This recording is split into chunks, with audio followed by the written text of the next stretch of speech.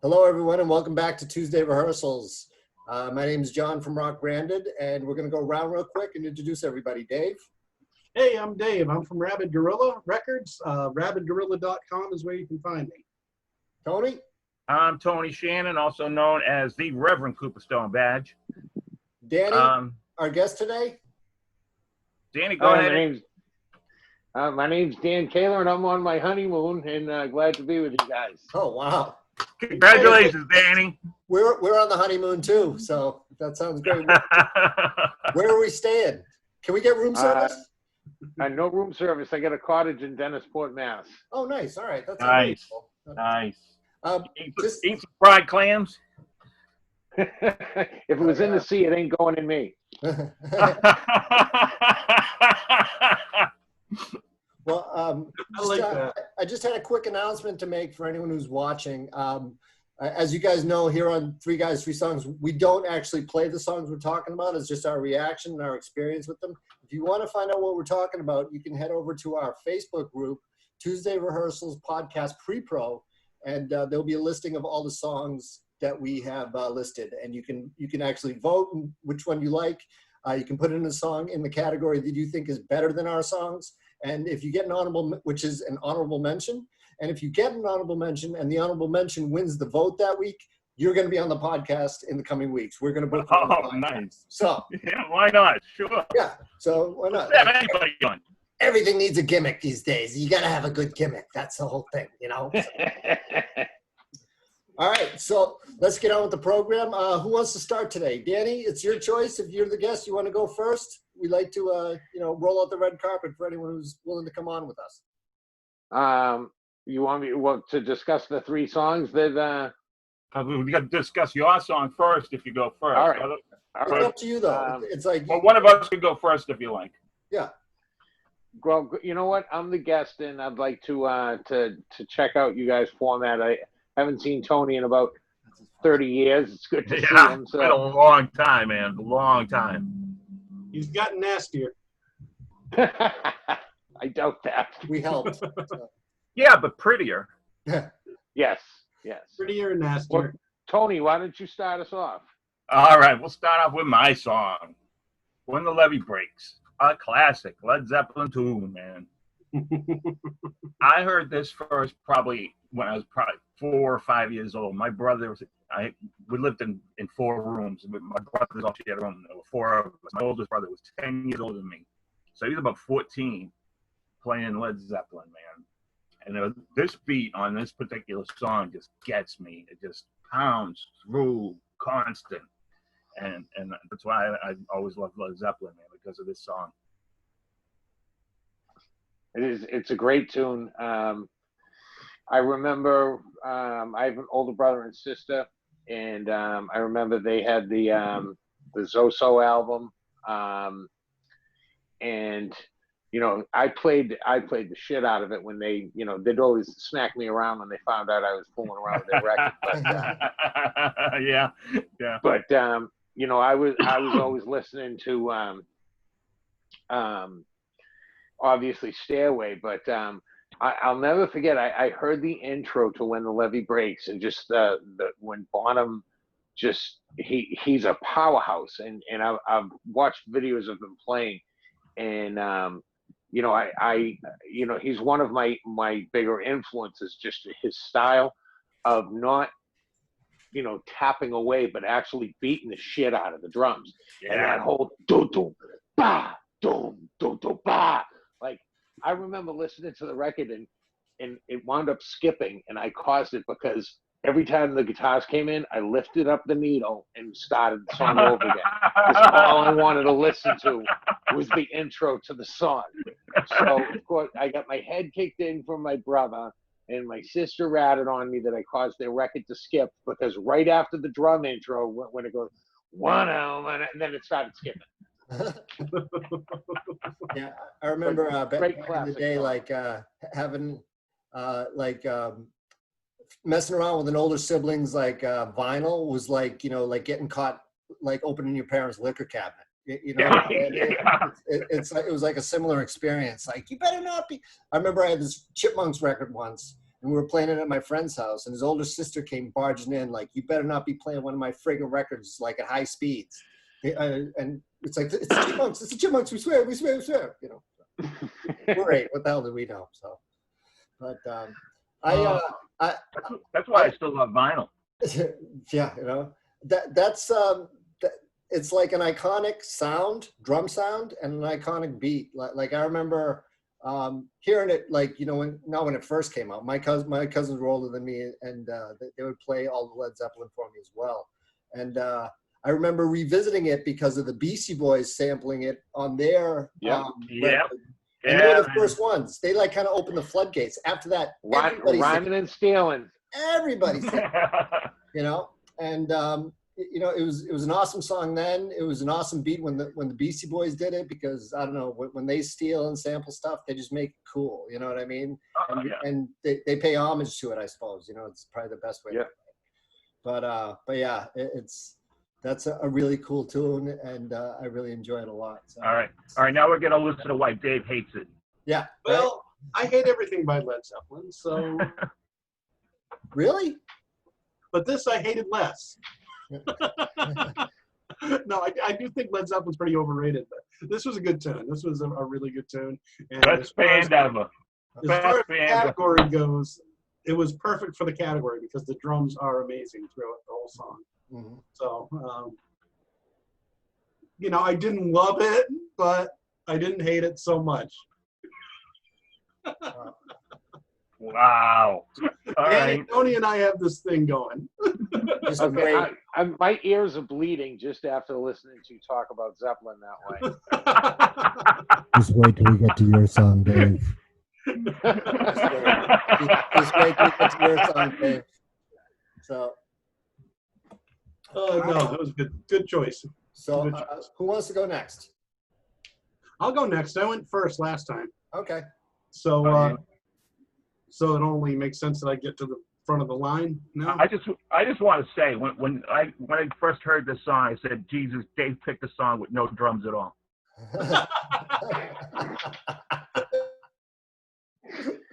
There's plenty of good drumming in that song. All right, the song is A Quick One While He's Away. That is in your wheelhouse. Go ahead, Tony. That is in your wheelhouse of things to do. Like, we're doing a song about drums, and you pick a song with no drums whatsoever. And it's Keith Moon going crazy for 7.5 minutes. Well, he doesn't go crazy. He's actually pretty good for being Keith Moon. I could have chose other songs. I was thinking Sparks from Tommy, but first you put down Zeppelin, and now you're gonna criticize Keith Moon. You criticizing the man Keith Moon? I'm not criticizing Keith Moon. All right. That's why I'm here. Sorry, I thought a little. So John, how do you feel about it? Well, I got to be honest. I didn't mind this song that much, but overall, I can't stand the Who. I really don't like the Who. See? How'd you come, Dave? I'd like to know how you came across this song, because it was a Who song that I hadn't heard before, and that's unusual. My brother introduced me to it, but it is in the movie Rushmore, which is an excellent movie. Rushmore. Oh, Bill Murray, right? Pieces of it. Bill Murray. Yeah. So. Well, when I saw the song come up on the Messenger, and it was by the Who, I'm like, what the fuck song is this? Like, never heard of it before. Same here. You know. Same here. So I played the video, and I see them starting in, you know, singing like a cappella, and I'm like, what the fuck? There's no drums in this. So, and, you know, I see Keith Moon in the background spinning his sticks and singing, and I'm thinking to myself, since when does Keith Moon sing? Right? Like, he's not known for his voice. No. But, no, he usually gets in trouble when he cries. I gotta say, like, one of the things that I've always loved about Keith Moon as a drummer is he plays the entire set. So, like, Bonham is you know, sticks to the snare and the bass drum, and he does a lot in some songs with toms, but for the most part he's sticking with snare and bass. Mm-hmm. Keith Moon rocks the entire kit. I've never seen a drummer play the cymbals the way that Keith Moon plays them. Like he uses them instead of as an accent, which most drummers are taught to use the cymbals depending on whether it's like a medium crash or a splash or a China boy on the accent of the beat or the end of a riff. And Keith Moon uses them as like another instrument. And that like song, that song was a perfect example. That and Won't Get Fooled Again. He plays the cymbals like it's another instrument. Almost like most drummers would play like a hi-hat or a ride cymbal. He's like going back between the two cymbals. There's a live version of Won't Get Fooled Again that's just unfucking believable. I can't think where I saw it. I heard it. I don't know if there was a video. Towards the end of my drumming career, I had an electronic set, and I'd play in my basement, and I played along with Won't Get Fooled Again. And at the end of the song, I was drenched with sweat, my hands were numb, and I think I had broken like 2 sticks just trying to keep up. The only drummer who compares in energy, in my opinion, is the guy from Fleetwood Mac there. Mick Fleetwood. Mick Fleetwood, yeah. His energy is unbelievable, the way he goes on and on. I don't always think he's playing the best drums, but, I don't always dig the music. But for energy, he just keeps going. My biggest thing about The Who and Keith Moon is like, I mean, looking at this video, I look at it and just kind of the crazy look in his eyes. It seems like, I think he had like a hyperactivity disorder. You know what I mean? Like, I get the impression that maybe he should have been on some sort of medication instead of being coked up with the Stones. I think that's playing in the rock and roll circus. I think that's why a lot of guys play drums to begin with. I think it's the point of rock and roll. But I mean, and my whole take on The Who is like, they used to call Danny Danimal, by the way. Oh, really? Danimal? Oh yeah, Tony gave me that name. Oh, nice.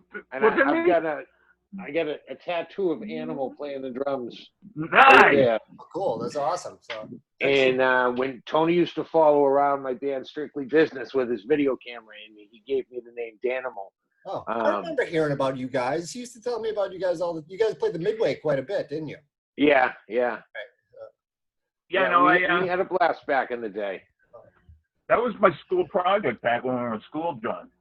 The Wedding Productions. Okay. Yeah. All right. Yeah. That's where Tony and I met. Like at the Northeast Broadcasting School. We used to have to splice tape and shit like that. Like all you thinking this quality sucks. You've never spliced tape, so go fuck yourselves. It's like this. Just fine. Tell us how you really feel, John. All right. Well, The Who kind of creeps me out. I got to be honest. There's like elements of. It just feels like child molestation, like all over that band. You gotta and you gotta separate the artist from the art. You gotta separate the artist from some of the boys in the band too, from what I understand. Oh, but I don't know. I love Roger Daltrey as a frontman. I think he's probably one of the finest frontmen. I'd just like to point out that Jimmy Page's girlfriend was 14 years old. Yeah, I know. I get that. I get that. And I'm not saying I support any of it either, but it's just like all the music has hints of it. Like even, how old is your girlfriend, John? She's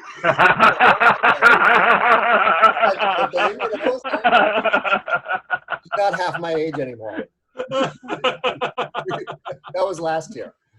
But all I'm saying, I'm not criticizing or anything like that, but there's just something a little... like when he was talking about the train whistle man is coming to see his daughter again and stuff. It's like, what the fuck? No, this is. Where can you point on the doll where Roger? Yeah, I could get into the story of the song. Well, I like Roger. Tommy's parent. Anyway. Say again. We should move on. Yeah. What was that about Tommy's parents? Apparently, this song is about Tommy's parents.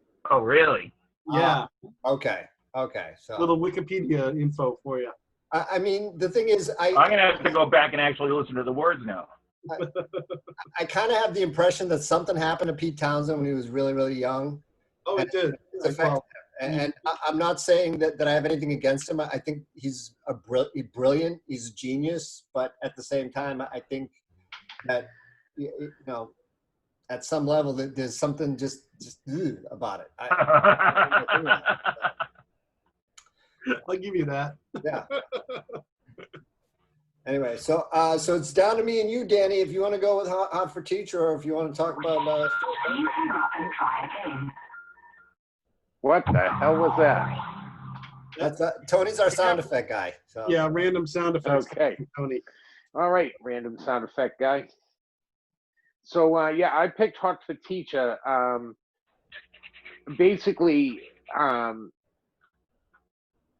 I started playing the drums when I was young, and you know, probably like 11 or 12, and Hot for Teacher came out in 1984, and I had never, I was just learning how to separate the different instruments in my head and what was going on. So when I heard the opening to Hot for Teacher and heard the double bass going, I thought that they were using sound effects or overdubbing, and you know, I hadn't even known about multi-tracks and shit back then, but it blew my mind, and I wanted to learn how to play the double bass because I hear Alex Van Halen play this 3 count on his feet through the entire song.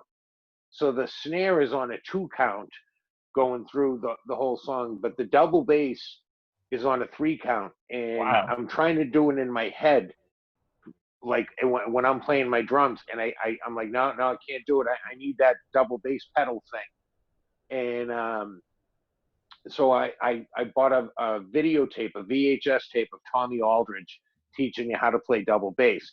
Well, that lasted about 20 minutes before I threw the tape through the fucking window, because I'm like, I don't understand what the hell he's talking about.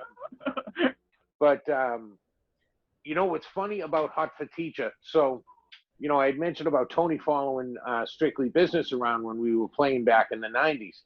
And we covered Detroit Rock City. And if you listen to the drum beat of Detroit Rock City and compare it to Hot for Teacher, it's almost identical. Oh, really? And when I could play note for note Detroit Rock City, playing, you know, Peter Criss's version of it, and I figured out from playing it how to play a cheap version of Hot for Teacher. Is basically because Peter Criss would drag the snare in between 2 beats on the foot pedal, and he would drag the snare so it would actually sound like a da da da da da. But he's hitting the snare twice and the bass drum twice, but it comes out sounding like a triple on the foot pedal and then 1 on the snare, and that's what Alex Van Halen's doing in Hot for Teacher. So when I pulled off Detroit Rock City and then figured out, wait a minute, these songs are actually kind of the same, I went off and ripped off a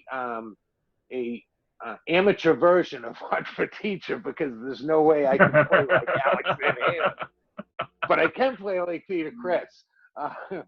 See, now Alex, I don't think gets enough credit. Everybody's always, oh, Eddie Van Halen. You know. Alex is a phenomenal drummer. He's my biggest influences on the drums were Bonham, Alex Van Halen, Tommy Lee, and Phil Rudd. You know, I grew up a huge Crew fan. Yeah, I liked Motley Crue too back in the day.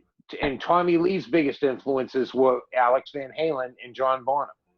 So who is Paul Rudd with? Phil Rudd was AC/DC. Paul Rudd's an actor. Oh, okay, yeah. AC/DC, another great band. But like, I loved how like Tommy Lee and Phil Rudd just have that simple blues rock 2/4 pounding doom ba doom doom ba, and I love that just straightforward rock and roll. But Alex, much like Keith Moon, plays the entire kit.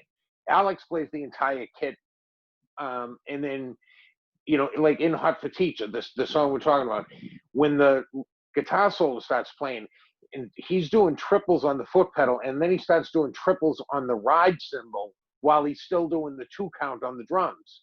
You know, and I used to wonder why some bands have two drummers, and now I understand. It blows my mind. Like every time I listened to it about an hour ago again, and I'm like, how the fuck does he pull this off? Like he's got to have. I think what's his name, Rick Allen from Def Leppard. I think when he lost his arm, Alex Van Halen had it sewn onto his back so he can now play with three hands. As a matter of fact, Rick Allen is one of our honorable mentions today because Scott Bedard posted something about One by Metallica for this category. Yes. Yeah. And Brett Threat, a friend of yours, Dave, actually posted a GIF of Rick Allen. I saw that. In this as well. And there was one more honorable mention. Hold on. I forget exactly who it was. But Rob Moeller mentioned a Zeppelin tune. For Your Life. For Your Life. Not one of my favorite Led Zeppelin tunes. So we got 3 honorable mentions today. If you guys are voting, you can vote in those honorable mentions. Anyone who wins the honorable mention, you're coming on the podcast. You have no choice. So, what did Randy mention? I don't know, because there were 2 different posts that popped up here. I think Randy wanted to be a guest anyway, but I don't know if he put a song in. Well, I for one really enjoyed the Hot for Teacher. Just to go back and watch that video again was a bit of a time travel for me. Just because it reminded me of all those Eddie Van Halen videos Van Halen videos that came out. It's honestly, it's like my second favorite Van Halen tune. Panama being my first. Okay. Probably my favorite Van Halen tune, and actually I'm going to get a lot of shit for this. My favorite Van Halen tune was like probably Dreams. Love that song. Yeah, it's a great song. But I don't even know it. David Lee Roth had left, so a lot of people Van Hagar. I never listened to Van Hagar. So, and then Gary Sharon did an album with them too from Boston. You know, yeah. So did he? That just failed. Yeah, it was. They released one track and that was it. And then I have to say I didn't hate seeing Axl Rose sing for AC/DC. Did you guys see that video? I didn't see that one. No. So check that out on YouTube. He actually make a pretty good replacement. What I have to say is like at the time, Danny, I was like big into drums too. I was like a huge fan of Bonham, a huge fan of Stuart Copeland, who I'm going to play next. And I was also a really big fan of Alex Van Halen too. And back then, you didn't have the internet, so to find out about, you'd have to go to the music stores and buy shit like Modern Drummer and all this stuff. So I bought this. I remember reading this article, and from a wicked young age, Eddie and Alex's father Jan played clarinet, and he was like in a ton of jazz bands, and he would tour around a lot. So very often he would take Alex with him, because Alex knew how to play the drums. So he was trained as a jazz drummer pretty much by his father and his father's peers. And Eddie was just kind of like, oh, it's guitar. Like people in jazz didn't give a shit about guitar. So Eddie was just kind of left to do his own thing. But it was definitely in the blood. What I love about this song too is, like you were saying, that those triples. I never really got into double bass drum. I moved over to guitar before that bug bit me, you know? And what I liked about it was the ding ding ding, the cymbal ride that he was doing the whole time, which is a difficult. The feel, you as a drummer, you know, like the feel of that is really, really hard.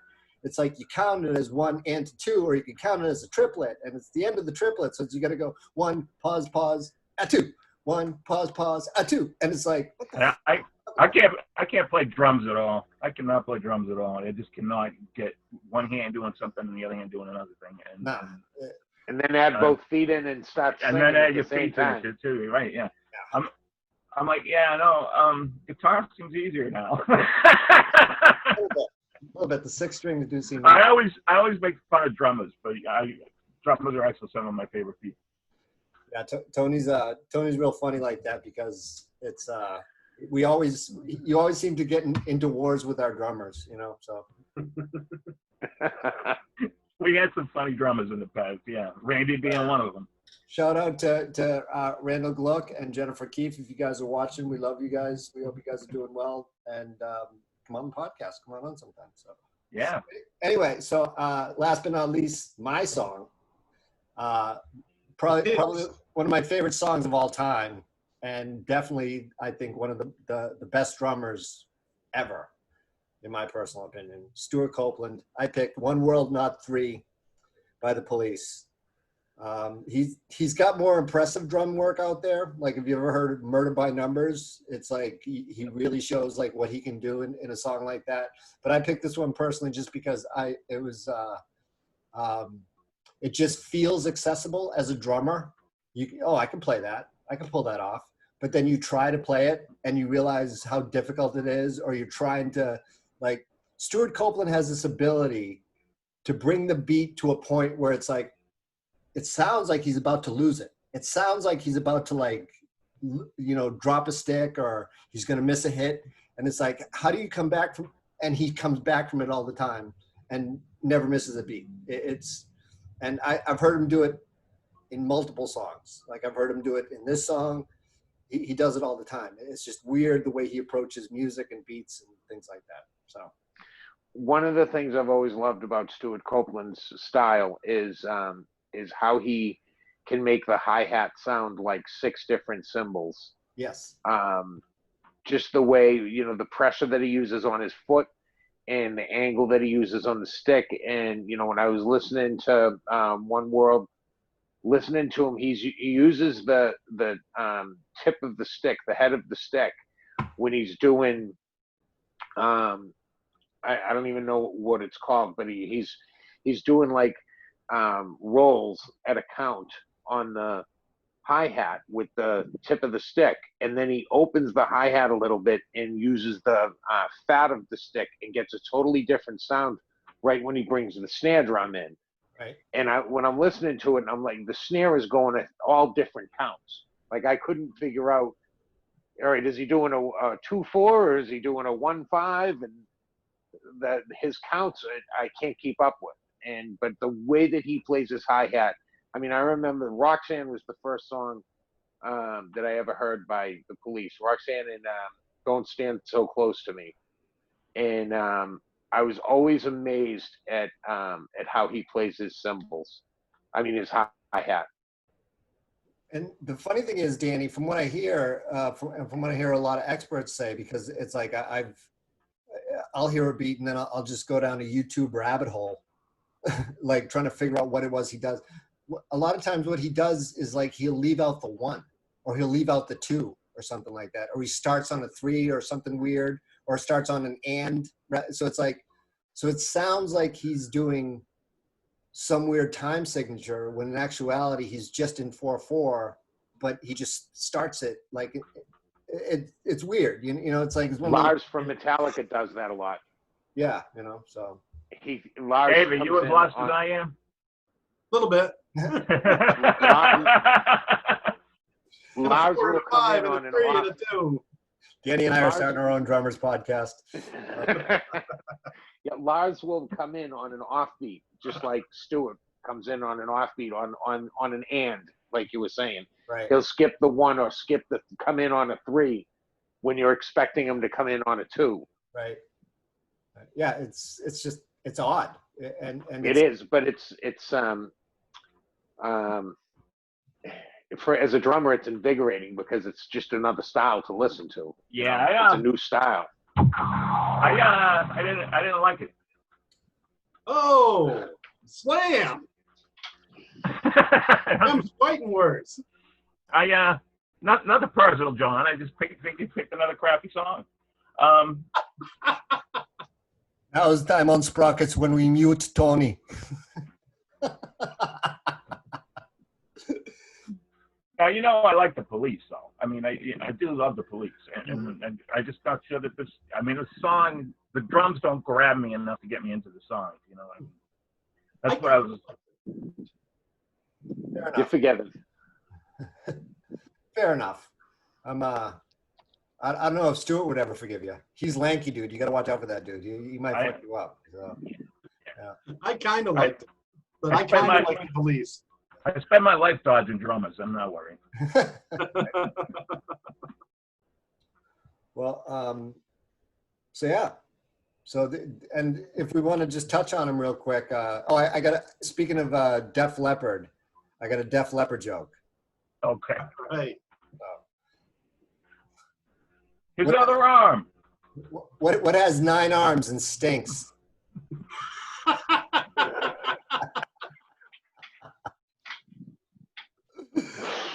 Wow. I don't know how you That's I'm actually a big Def We gotta Leppard get fan. some hate mail for that. Yeah, I might. Pour some sugar on that burn. Anyone else Def Leppard fans? Yep. Yeah, I love Def Leppard. I loved Pyromania. I thought Pyromania was a fantastic fucking album. I loved it. It was overplayed. I had that one on vinyl actually. Yep. How about you, Dave? What were you saying? I was saying it was overplayed. I graduated in '88, and that album you couldn't get away from it. And I tried. Believe me, I tried. Again, those epic opening drum beats. You would Could have been worse, Dave. It could have been Achy Breaky Heart. right? Yeah, you could have been from Oklahoma, you know. So, but I loved Pyromania and Hysteria. I like both of those albums. yeah, I really liked them too. I remember at the time that the first album came out. Not the first album, but the right before he lost the arm. Pyromania. Pyromania. Yeah, when that came out, they were kind of like competitive with Van Halen a lot. Like a lot of people would compare them because the two of them were kind of like slugging it out for the best hair band. I'm trying to remember. I'm pretty sure I saw them open for somebody, and I don't remember who it was.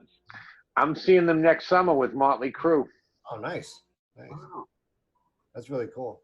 I love the guitar work they do. I think it's a shame that one guitarist died. I'm not sure which one, but I appreciate their use of harmony, production, and everything else. So and exploitation, self-exploitation. They're good at that too. Very good at that. Yeah. All right, we got about 3.5 minutes left on our Zoom chat. So if anyone has anything they want to talk about, promote, or anything like that, now would be the time to do it. So I know, Danny, you're on your honeymoon. It's like, I am, and I just all this talk. I miss playing the drums so bad. I've had a couple of spine. You can't even do the drum pads anymore. I can't, Tony. I tried. I had to stop playing with an offshoot of Strictly Business called The Business. I played with them until 2008. And had to stop because I've got a plate in my neck and a cage in my lower back. Oh, geez. And my hands go numb after 5 minutes of playing. My toes start to go numb. My sticks go flying. People get hurt. People lose eyes. It's ugly. It doesn't end well. That sucks. It's a real physical instrument. It's like, that was one of the reasons why I quit, because my shoulder was starting to kind of like give me some problems. You know what I mean? And it was just from, it wasn't even my hi-hat shoulder. It's like it takes a lot. And hats off to all the good drummers out there. Hats off to anyone who's ever picked up a pair of sticks and given it a go, because I quit playing 2 minutes after I started. I said, nope, I can't do this. Danny, was this category your idea? Was this category your idea? Because this was a good one. Was it my idea? No, I was invited by Tony. Oh, okay. I invited him and figured we'd pick some drummers to talk about. All right. No, you did good, Tony. Good For job. a change. Good job. Yeah. Finally. A lot of it went over my head because I can't play the drums, but hey. I know we have a couple drummers in our audience, so there you go. Yep. All right. No, I had a great time, and thank you for having me on. Nothing. Thanks for coming, Dan. Give me 2 seconds. All right. Good night, everyone. This is John with RockBranded. Everyone, promote yourself, David. Dave from Rabid Gorilla, rabidgorilla.com. Tony. You could probably find me on Cooperstone Badge on one of the platforms somewhere. And you can find all of us in the Tuesday Rehearsals podcast pre-pro group. Come in, vote on which track you like the best this week. Any honorable mentions we may have missed or anything like that, go check them out and whatnot. And that's the good place to find out what it is. First off, what it is we're talking about. And secondly, you know, throw your hat in the ring. So tell us what you think. Tell us who you thought had the best song this week. And thank you all for tuning in. Thank you all for contributing. And be well. Thanks a lot, guys.